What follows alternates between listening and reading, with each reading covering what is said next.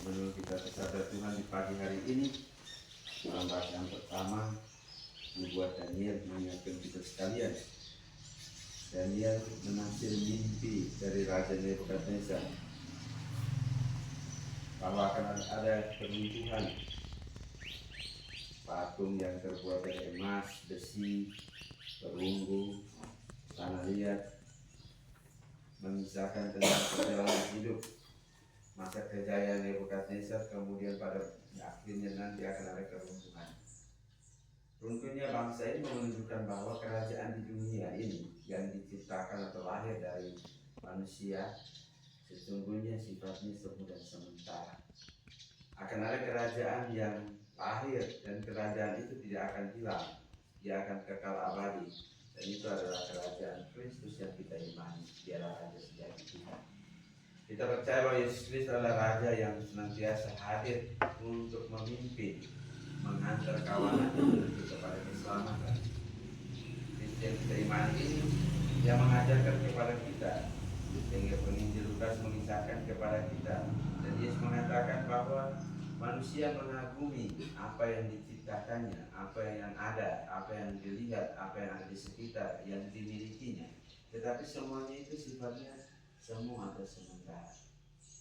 Manusia itu pun juga tidak akan berlama-lama di dunia ini, karena hidup di dunia ini adalah satu peziarah yang mana kita semua bergerak menuju kepada satu harapan, dan harapan itu harus kita yakini akan kita miliki, yakni hidup di dalam kerajaan Allah. Yesus yang kita imani itu menjadi tujuan dari perjalanan peziarah kita. Tetapi jika kita tidak berserah diri kepadanya dan harapan kita itu tidak kita murnikan dengan kebaikan dan kebajikan, hidup di dunia ini kita tidak maknai dengan arti kebaikan dan kebajikan, maka kita pun tidak akan meraih apa yang menjadi harapan.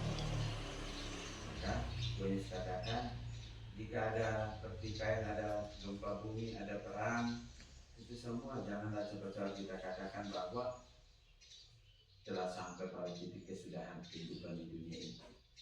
Banyak orang menafsir ketika ada gempa bumi, tsunami muncul, penyakit muncul, kemarin COVID itu pasti ada yang sampai tanda-tanda akhir zaman. Yaitu prediksi manusia. Ada perang, ini mengatakan apalagi Israel Palestina peraskan dan sampai di tanda-tanda akhir zaman. Tuhan sudah katakan tidak usah cepat-cepat, tetapi waspada. Tuhan katakan kepada kita, segala sesuatu dinamika kehidupan di dunia ini akan datang silih berganti. Pertikaian perang, bencana alam, gempa bumi yang dahsyat, tsunami, mungkin lain-lain yang penyakit yang muncul, penderitaan yang dialami secara pribadi ataupun secara banyak orang. Tetapi Tuhan hanya menegaskan kepada kita supaya kita waspada. Artinya bahwa dalam situasi itu kita harus berjaga-jaga. Dalam situasi baik ataupun tidak, waspada itu penting.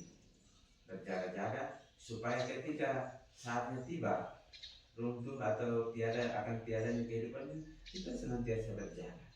Dan berjaga itu jangan tunggu nanti tiba-tiba penyakit datang di tubuh, mulai Tuhan saya sudah berjaga, yang datang doa terus kepada Tuhan supaya saya jangan saya kedapatan ketika mati pun saya berdoa. Bukan, dalam keadaan sehat pun harus berjaga-jaga dengan berbuat baik sebanyak-banyaknya, berserah diri kepada Tuhan, bertekun dalam doa, mengamalkan kasih dan cinta Tuhan dalam hidup dan karya kita, urus diri kita pribadi dengan baik. Tubuh kita itu adalah bait suci, tempat Allah bertata.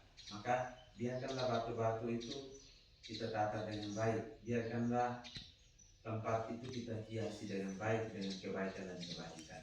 Bukan fisik gedung itu, bukan juga hanya atur diri yang molek, cantik dan ganteng, tidak, tetapi atur hati. Hati itu yang penting, kan di situ Allah bertata, Roh Kudus berdiam. Maka mari kita berdiam terus, berjaga-jaga dan waspada, dengan terus menata hati kita dengan sebaik-baiknya, supaya ketika maut menghampiri, ketika kehidupan di dunia ini akan berakhir, kita sekalian kita didapati dalam keadaan siaga. Mari kita berdiam dengan Tuhan saya sekalian. Amin.